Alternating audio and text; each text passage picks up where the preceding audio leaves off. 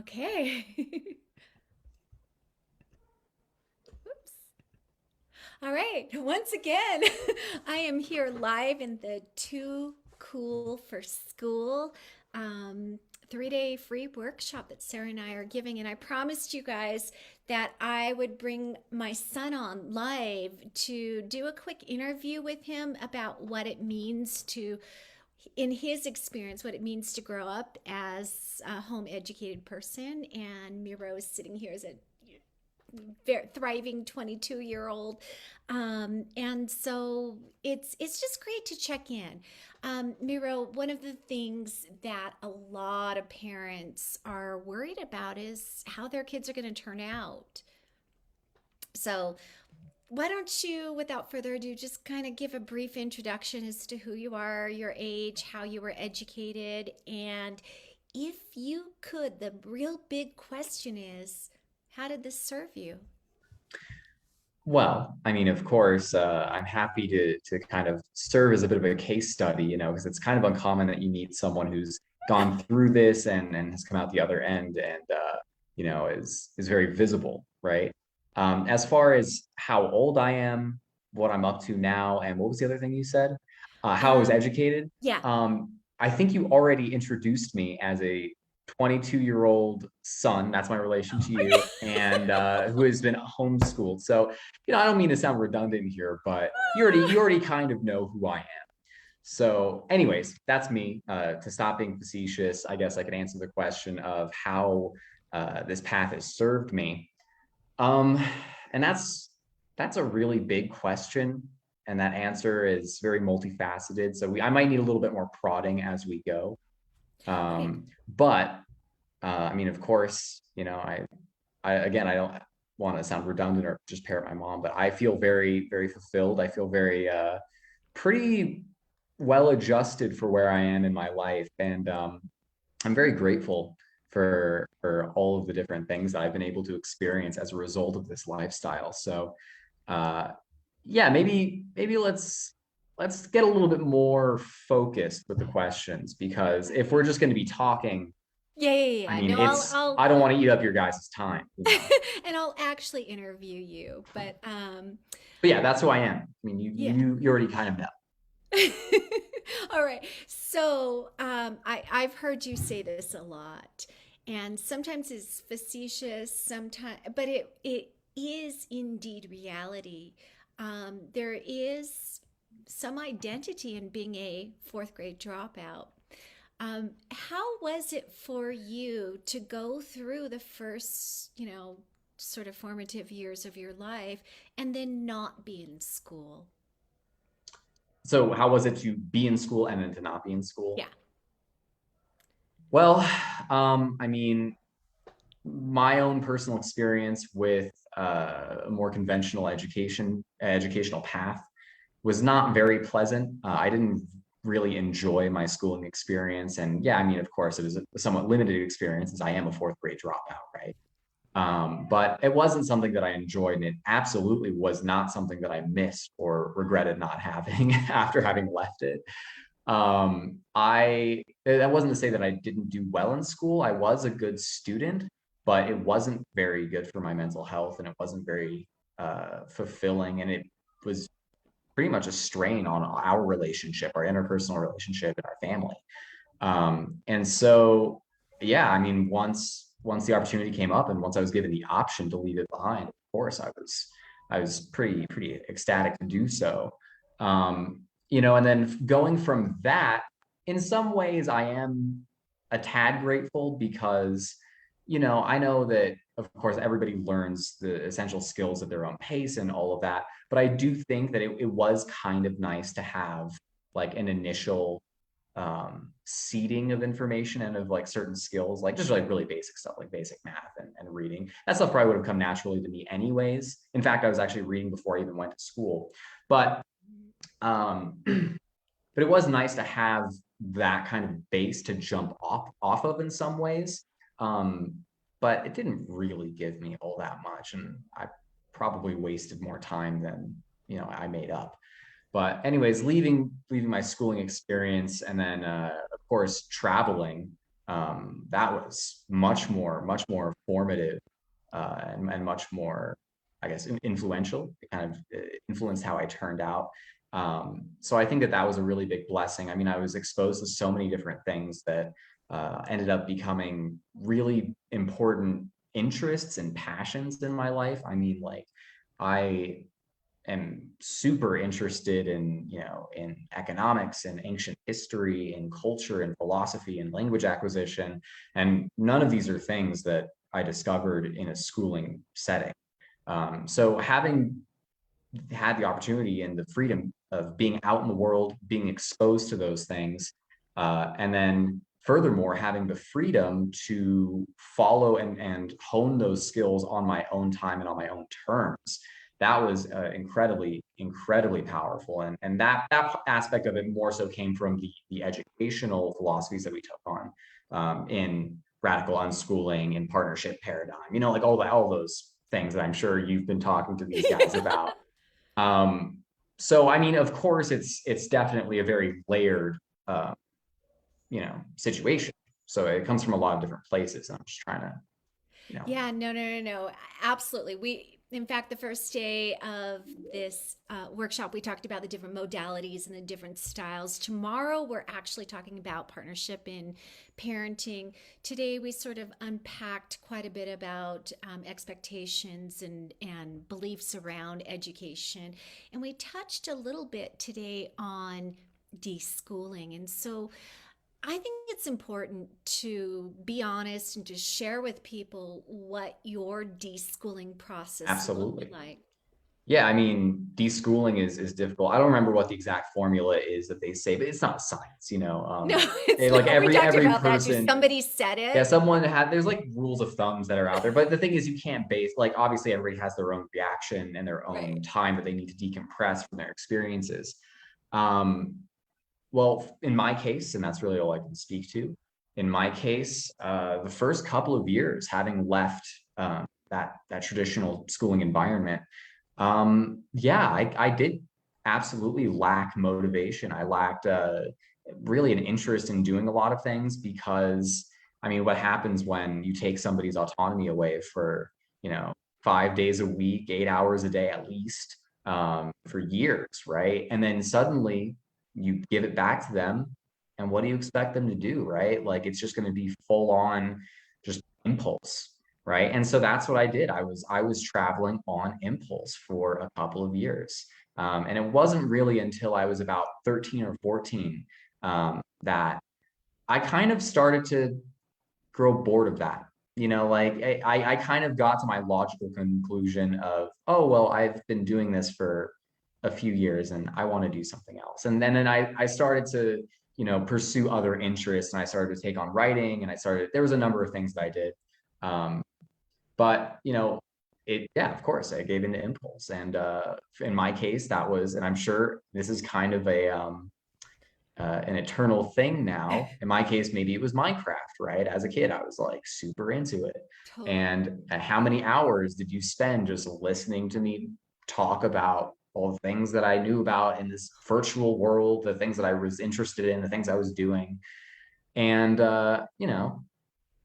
as with anything, you tire of it, move on to something else. And I'm just grateful that I you know, you had the patience, really, to let me kind of reach that end, uh, and then do something else. You I know, have to admit, my eyes did glaze over at times. who wouldn't? Yeah, yeah. You're But you not know what? interested in it, but I was. Do you know, do you remember when we were in Lima, Peru, and we went to something's diversity, right? Do you remember Mhm. that? It was like a A very odd place.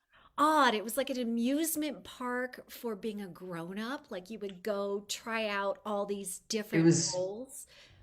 Not really amusement not park. even a grown up, but for being a worker is what it was. It was A very odd. capitalist It for was being a capitalist. it was No, very odd, it was kind of so like just the weird. indoctrination of like, okay, well, let's diversify and commodify Totally. this experience of becoming an adult entering the workforce and like being Yeah. exploited. Anyways, I don't mean to get too political, but No, no, it no, was a no, weird. no. And actually, I did write a really long commentary on it, but that wasn't the point. It was, um, yeah, so what it one of the things from that experience was you entered into this mine, this made up mine where you actually rope Yep. climbed and you did all these different things. And when you came out, you told me about ore and mining and all this stuff that you knew from Minecraft. And then you were blowing away the person who was guiding it. It was so weird, but I do remember that. Yeah. I had a really very distinct aha moment because, as much as I was supporting your Minecraft passion and I was listening to you tell me about it and watching you play, and that was a huge part of our engagement for many years, I realized that you were learning. Like, it Right. wasn't just what we think of as playing, even though, like, I, as somebody who's done improv and I'm very playful, and we are a gaming family, like board gaming, like I don't do video games, but like play for us has always been a rich part of it.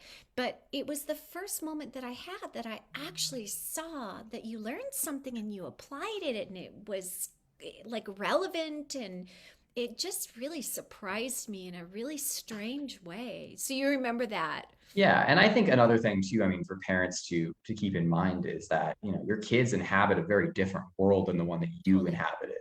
And so, you know, maybe of course, yeah, you recognize the value in play, but play has a different look now, you Yeah. know? And so I think that that's something to definitely keep in mind and to remind ourselves that, like, okay, yes, on a philosophical level, we understand the value in these things, but in a practical sense, in a real world sense, it's sometimes hard for us to see it because it's just not what we know. Well, I And I'm know, even experiencing that with people in the generation that follows me. You know, like right? I'm out of the loop in certain things too. And so, you know, I just try to remind myself to avoid that, you know, that generational bias that keeps happening. Just, you know, Right. I think one of the really easy ways that I eased into the sort of lack of screen time, or lack of limits around screen time, is I was always on my computer. I worked on my computer. I entertained myself on my computer. I communicated and became social. For me, the computer itself was a tool. And so I right. understood because that was something that I was already using.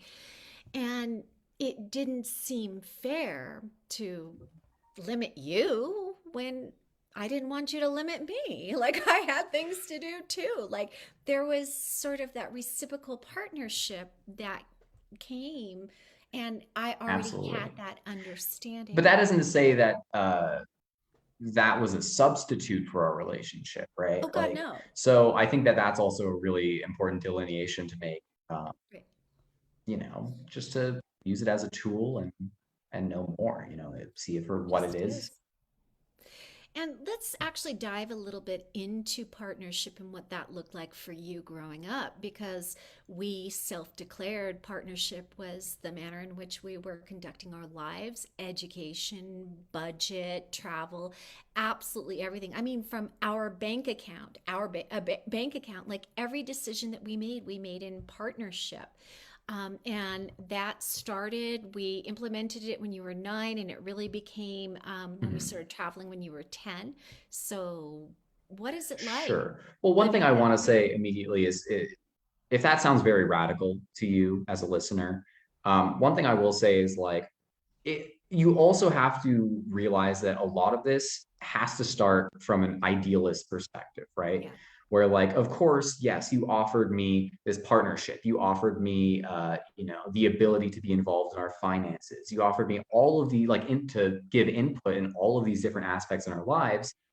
But at the same time, you got to take a step back and, you know, zoom out a little bit and say, hey, that kid's 9, you know. So what I'm getting at with that is, yes, the doors were open to me, but as a 9-year old, and I was giving my input, but as a 9-year old, I was not bearing the brunt of the responsibility for Right. the decisions that were being made and stuff like that. Like, it was still all done in a very safe way, in a way that was conducive for my growth and that was welcoming, you know. So it is baby steps, right? Like I had the opportunity to give input into these things, but I didn't have the pressure.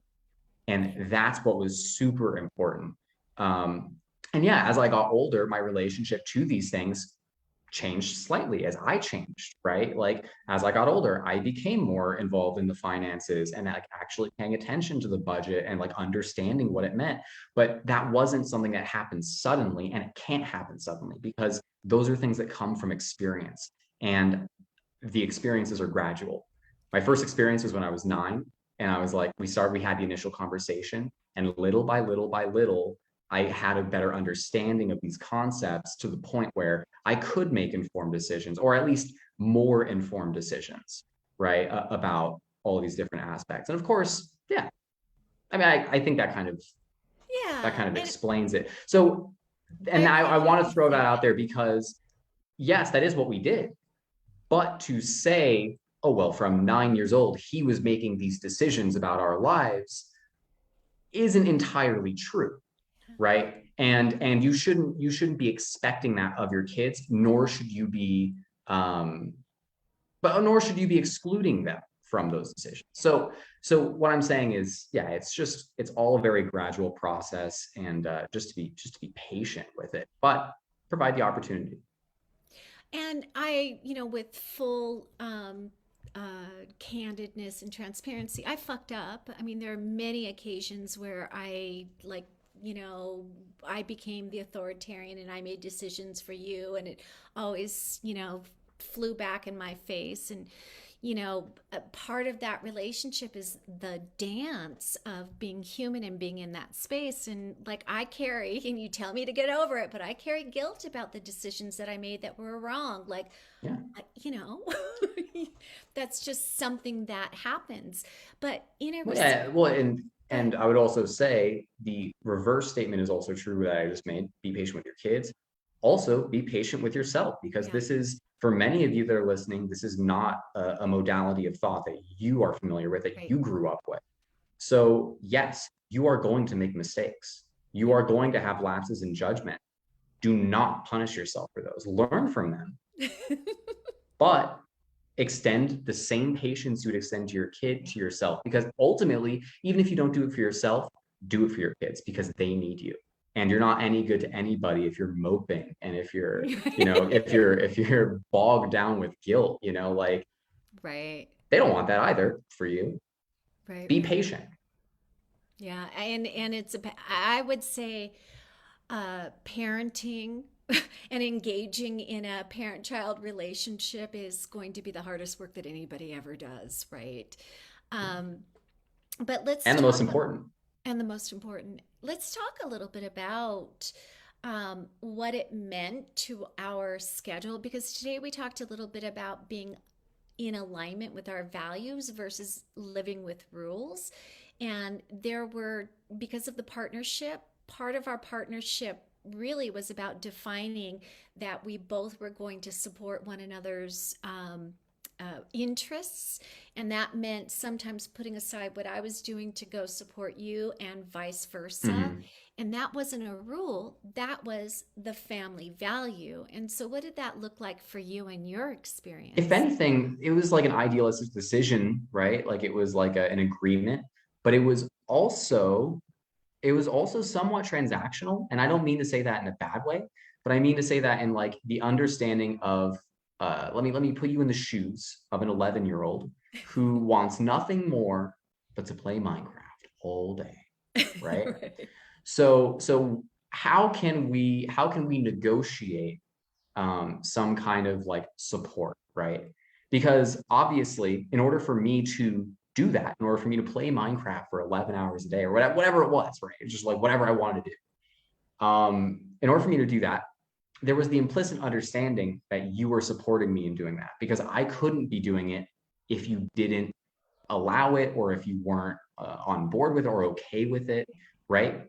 And so there was that balance that was the next natural step, because I realized that even as a kid, as a 10, 11-year-old, I knew that that's kind of what our balance was. And so, yes, so I was like, okay, well, these are the things that she's interested in. She does not ask all too much of me. we can do this. And so of course sometimes I wasn't overtly excited about, what we were going to do, but I would go. I would make the effort to do it.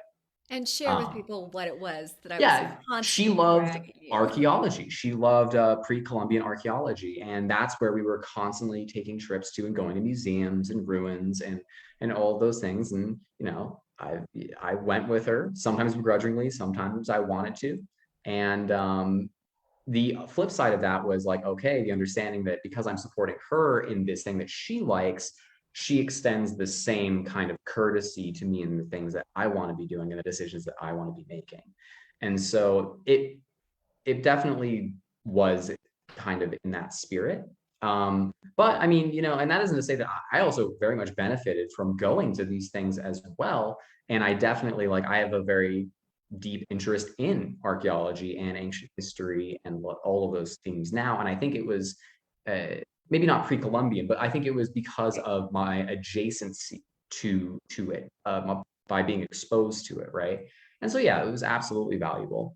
Um, yeah, I mean, I think that's kind of it, Yeah. really. And I will say, of course, I do think our family dynamic had simplified that in a sense because there's only two of us, Yeah. right? So it's much easier to negotiate that balance because there's only, two parties. But what happens when you have multiple kids and you have a spouse and you have, like all of these things? It might get a little bit more complicated. It might get more simple. I don't know what your family dynamic is. I can only really speak to what our experience was. But I think there's something there maybe.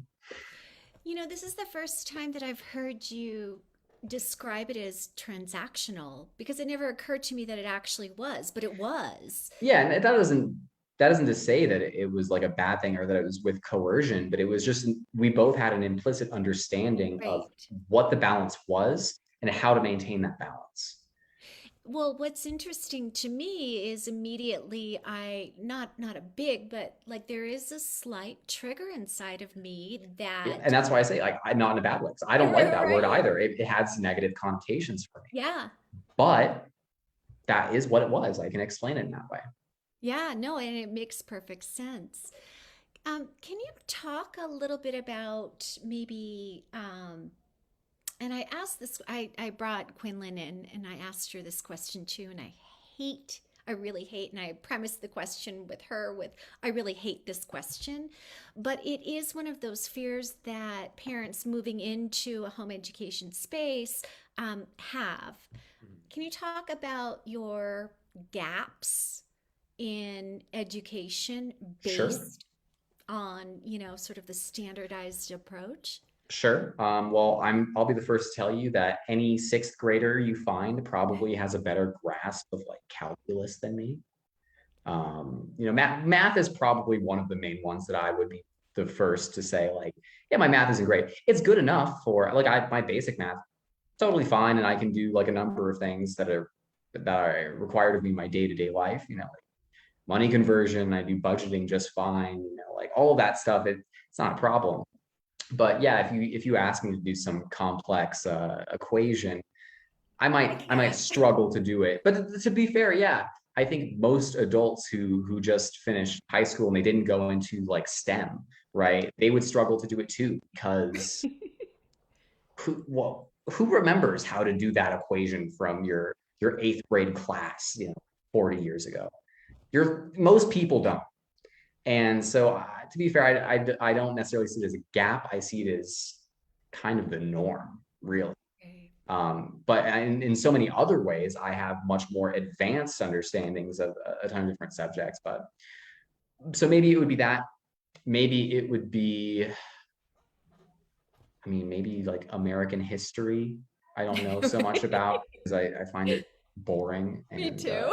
you know I actually very recently I've made a bit more of an effort to learn about it and learn about like politics and all the different stuff. So like I've I've definitely like kind of patched that gap, and I guess it's also a really good example of, yeah, I may have these gaps, but who doesn't? Who wasn't slacking off in one class or another because they didn't like it?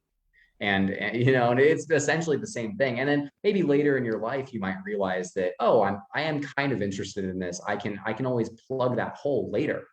Right. Learning doesn't, I invite you all to realize that learning does not stop once you reach a certain age. You can always go back and supplement your education and your knowledge whenever you want to, really.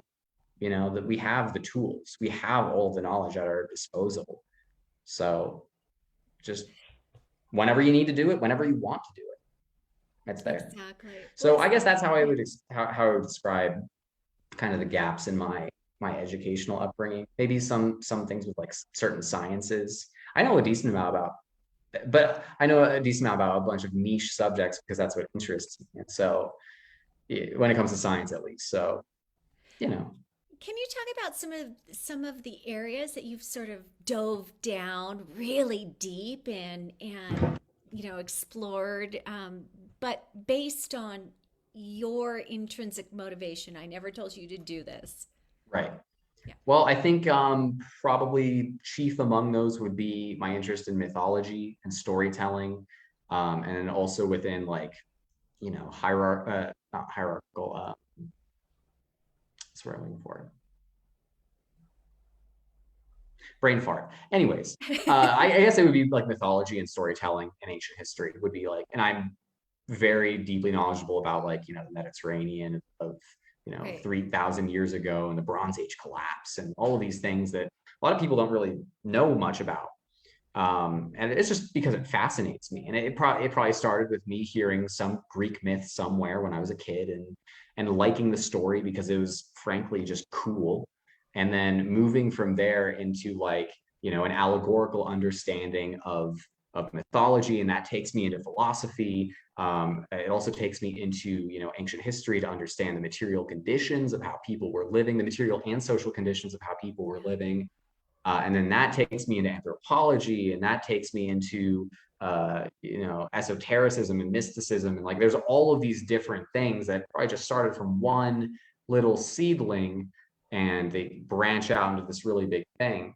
And I would say that like it's hard for me to even delineate these into subjects because I think once you leave a classroom, once you leave a schooling environment, you begin to grow more of an interconnected uh, understanding, a multidisciplinary understanding of all of these subjects. And you begin to realize how all of these things are intrinsically linked to one another, right? Like you can't fully understand mythology without understanding history, and you can't fully understand history without understanding politics and sociology and all of these things. Right. And so you end up almost without even knowing what you're doing, learning about all of these different disciplines. And the more I learn about a different discipline, the more I strengthen my understanding of another, because that's Mm-hmm. just Because you said everything is connected. There is exactly. no separation in these subjects, you know. Yeah, and that tends to be one of the biggest problems with institutional learning. We don't really relate them from a interdisciplinary way. We're Mhm. told to keep them separate and to be a specialist in one small Well, flavor.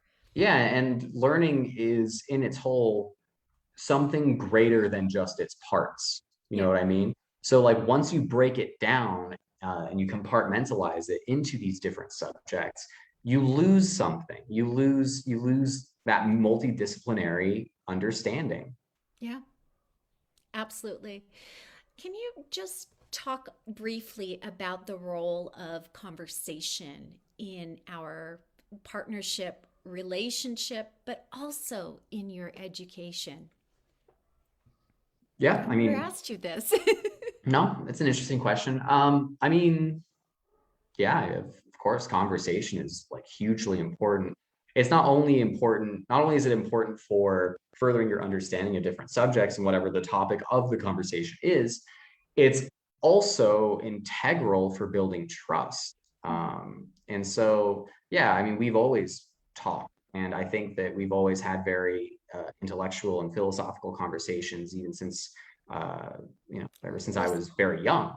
And I do think that that has given me an outlet because you can be incredibly intelligent, you can be, a genius, but if you're unable to communicate your ideas and your thoughts, that intellect does you no good, right?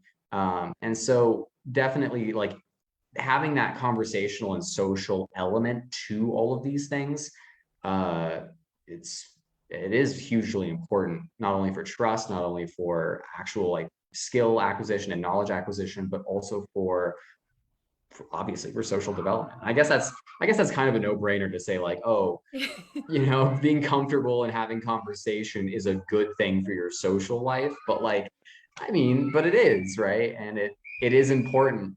One of the main things I think too that needs to be mentioned is that your philosophy, even before we left the States, even before we really took on any of this, you chose to never speak to me as a baby, or you never, spoke down to me, or dumbed things down. And then if I asked questions and I didn't understand and I wanted to know more, you would answer to the best of your ability and try and get me to understand.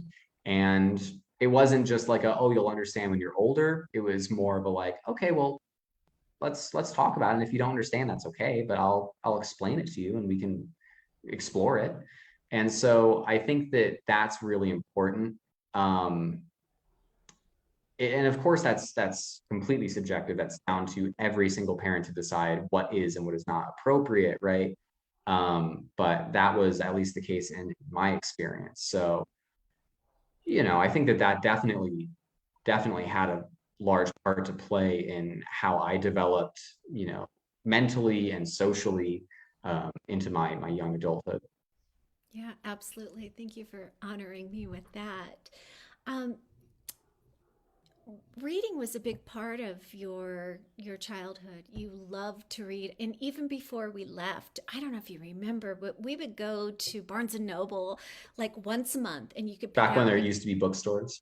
yeah, I back mean, they when. still exist, but like, But remember, you would pick out like 10 books, or we'd have a budget, and you would just get this stack of books and you just devoured them. Do you remember that? And they were always about dragons and all yeah, sorts of all kinds of wonderful. stuff.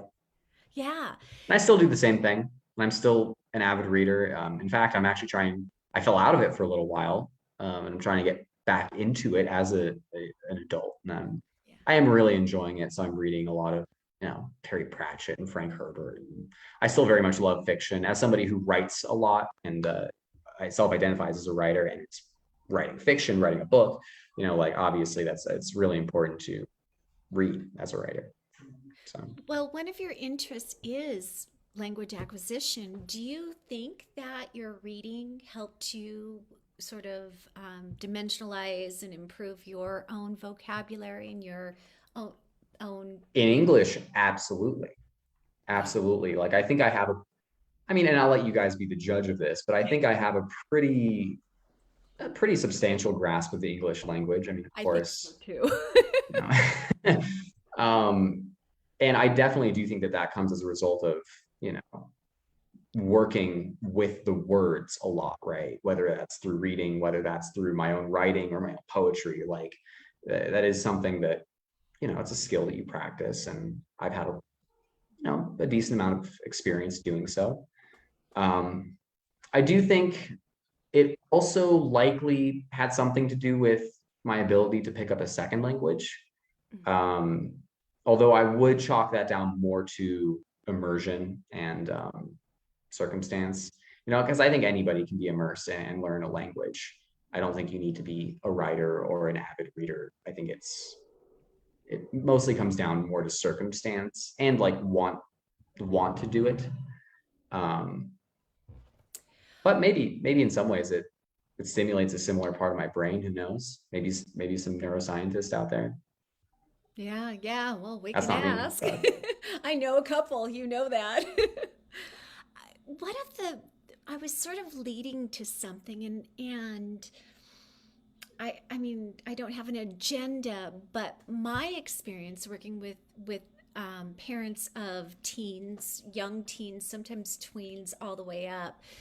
One of the questions that I get is the question from parents is when is it appropriate to let them read Hunger Games or whatever it is, whatever the judgment is from the parent around what's appropriate, what's not. And you and I never had this conversation. You read H.P. Lovecraft, which is psychic horror at Cosmic like, horror. or cosmic, sorry, cosmic horror at like 12. Like, Mm.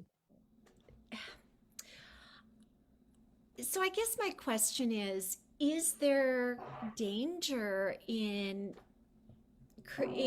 extending freedom to subjects that perhaps a parent may or may not think is appropriate? And you're not the expert on Of everybody in the course. world. You're Yeah. only, Again, I'll say it's subjective and yeah, people need to make their own decisions. But I guess on that, I would say more importantly, instead of focusing on that, because the truth of it is inevitably, we now live in a world where it is impossible to be completely sheltered yeah, in the same way that it once was, right? Like your kid will stumble across things. Your kid will be exposed to certain things, and there's really nothing you can do about it. yeah, And the one thing I will say is instead of focusing on the question of when is it okay to extend that freedom, the question should instead be how can we support, dealing with these difficult subjects? How can I be there to support my kid when it happens? Because it's not a question of if anymore, it's a question of when. right, That's the way I see it. And so instead, I think we should be focusing on like, well, there's some pretty gruesome topics and there's some pretty gruesome subjects out there that are not easy to just deal with. And how can I be there as a parent to support you when that becomes something that you become aware of, right? And as I'm not saying like we'll just like trial by fire, just expose them to everything and tough it up. That's not at all what I'm saying. right. I'm just saying like we live in unprecedented times, and trying to shield your kid from the world is going to do Damage. more harm than it'll ever do good. Because what's going to happen when they have to interact and interface with that world and they have no experience with it? They don't understand it, and they don't have any meaningful ways to cope with it. You know, Yeah, that's going to be a lot more of a rude awakening than seeing a picture of someone naked on the internet when you're right. 14, or like, you know what I'm saying? Like just stuff like that. Or like reading something And that is like slightly more violent than they're used to. You know what I'm saying?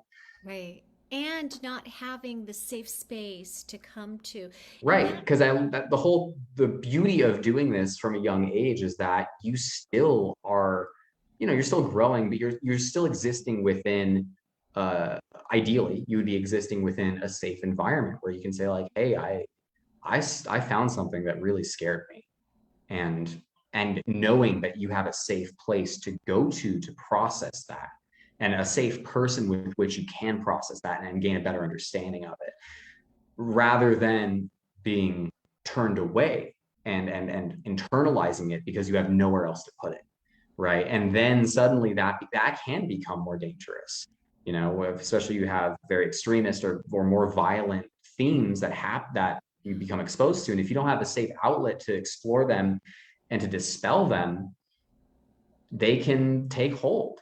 And I think that's it's from a lack of connection where we really see a lot of those things take power because totally. you know because they're able. It actually leads me into sort of a non quote unquote education related question. But if families are taking the education into their home, right? They're taking accountability, they're not outsourcing it. A big part of educating or learning together falls within the realm of emotional intelligence and Mhm. accountability, and it's supported through the foundation of communication. Can you talk about having that present on the table, it was very much a part of your entire upbringing. We were always checking in with our feelings. We were always sharing. Hmm. We were always accountable. Sometimes, obviously we couldn't process or deal in that moment, but we came Sure. back to it. Yeah. Yeah, absolutely. I mean, on the front of accountability, of course, it's hugely important because on a obviously just on a interpersonal level, it facilitates trust, and it shows that it helps people avoid impossible standards and like unreasonable expectations for their parents, and then by extension set those same expectations onto themselves. So accountability is really helpful in that. It's on a macro level, it's also helped me as an adult to realize that, you know, even perceived authority figures like a parent or somebody who might have more experience than you or whatever isn't infallible on the face of being those things. Yeah. And that's been very helpful for me too, to avoid, being misinformed on a number of things, to being exploited by employers, by, all of these different things. It's given me an awareness of like, well, I know my own self-worth. And of course, I know that I have a lot to learn still. And I can learn a lot from people in those positions, absolutely. But I also have an understanding that they are not implicitly correct all the time. And that's very helpful in our world, because if you don't have that understanding, you're going to get chewed up pretty quickly. And so I think that that's been one of the most important lessons that I've learned, and I'm really now seeing its importance as a young adult because I'm trying to preserve myself, and that's a really good way. That's a really good tool for that. As far as like emotional awareness and open discussion on our internal worlds, I mean, I do think that that's also been incredibly helpful. I like to think that I'm emotionally aware, sometimes painfully aware of my internal workings. But I do think that that's a big part of what's helped me kind of find my balance as an adult, and not, fall into self-destructive behaviors or behaviors that are too self-destructive. So I think it's important, and especially like in an interpersonal sense, I think it's also been very helpful in in my relationships, platonic relationships and romantic Yeah. relationships alike. So that's been it's been a pretty huge boon to me. All right, so this is going to be my last question, but while he's answering this last question, if you are watching live and you have questions, put them into the chat. I've got my phone aside. I'll be able to look at that afterwards. How has, it's a two-part question. How has this life, and you basically talked about it, prepared you for what you're doing now, and what are you doing now, because it's actually relevant to this group? I guess it would be, yeah. um well, I think first, before I go into like what I'm doing at the moment, Yeah. I'll talk about, I mean, of course, I hate the phrase soft skills, but I think that this upbringing has really honed and taught me those soft skills more than anything else. Things like time management, things like how to avoid burnout, things like, just stuff like that, where you don't really hear about those things. They're kind of invisible subjects. And then you reach adulthood and you realize that those are probably the most powerful forces in your life. And so I think having been exposed to those things from an early age, and been giving the autonomy to make decisions regarding those subjects. And obviously, sometimes you fail as a kid, and that's fine too. But failure is part of the experience and part of the process of learning. Anyways, learning those soft skills, I think, has absolutely helped me going into my young adulthood, especially as I used to work with my mom, and we still do work together from time to time, but we used to run a business together, a travel business. And so I was doing that and then leaving that and going into my first set of jobs that were outside and working with others, people, because obviously working with family is very different from entering a workforce and having to forge those kinds of relationships rather than them being, you know, uh, sanguine, rather than them being blood. Right. And so that's been really interesting. But I think that these skills, these soft skills, have been integral in me being able to function and being able to even thrive in these other environments. To answer the question of like what I'm doing now, of course, I'm actually it's pretty perfect. I am working in like alternative education. I'm working in a self-directed learner space called the Hub. And essentially, I am one of two facilitators that run a micro academy. It's essentially like a co-learning space for kids between the ages of 9 and 13. Um, and yeah, we cover all kinds of stuff. And the beauty of it is I'm learning, wow, lots of light, sun coming out. The beauty of it is that I'm learning too as a result of my involvement with it. So I don't like to look at myself as a teacher because, frankly, I'm not qualified to be a teacher, and I'm not a teacher.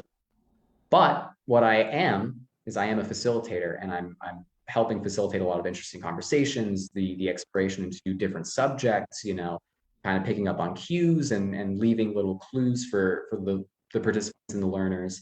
And if a participant comes to the group one day and says, I'm really interested in learning about biology, or I'm really interested in learning about astrophysics or something. Well, look, I don't know, I barely know anything about those subjects. But what I can do is I can research it alongside you, and I can learn alongside you, and we can discuss it, and we can talk about what's interesting, and we can share that experience. And that's the spirit of what we're doing at the Hub. Everything, it's non-hierarchical. We don't make the rules. The group decides on the rules. Um, yeah, it's been a pretty great thing. We've just started our third term. This is actually today was our second session of the third term. Yeah. And we do accept applicants on a rolling basis, so an ongoing basis. So It's you can find online. us. It's all online. Yeah, we meet twice a week. It's all on Zoom. And you can find more information on that at thehub.community. I'll put the link in this Yeah. chat But also. it's amazing, and I feel like it's very natural for me because this is how I grew up too, right? Like this has been my experience. And I really do wish that something like this existed for me. Yeah. And it didn't at the time, but these things are popping up now. And yeah, I think I'm excited about what I do. So And you're I good enjoy it. at it. You're so I'm good good at it. at Yeah. it. Awesome. Let me take a look. There are no questions. That's all right. Wow. You've I'm happy to answered answer everything. happy to answer questions at another time as well if they come up. Sure. So If there are questions and you're watching this in replay, a lot of the people that were in on our right, they're call in a went different to time bed. zone. Yeah, Yeah. So if there are questions, I'll bring you into the Facebook group and tag sure. you if there are questions, Absolutely. by all means. Yeah, I'm always happy to, shed any kind of light that I can. I mean, of course, my experience is only my own. exactly. Um, but if you're curious, if you want, I'm always very open. So Any final words for parents who are nervous about home educating? my overarching opinion, and I've iterated this a number of times and I'll reiterate it again, is be patient with your kids, with yourself, with the Yourself. process. Be patient with everything because life takes a long time. Thank And it's you. kind of it might be funny hearing that from a 22-year-old, right? Who knows? Maybe, No, but it's it does. not. It's truth. And so if you want anything meaningful to happen, it's not going to happen overnight. And I invite everybody to keep that in mind and just to be patient. Yeah. That's it. Of Thank you. Thank you so much, darling. Thank you. I love you. I adore you. Thank you for coming in and sharing your experience. course, happy to do it. All right. All Bye, right. everybody. See ya.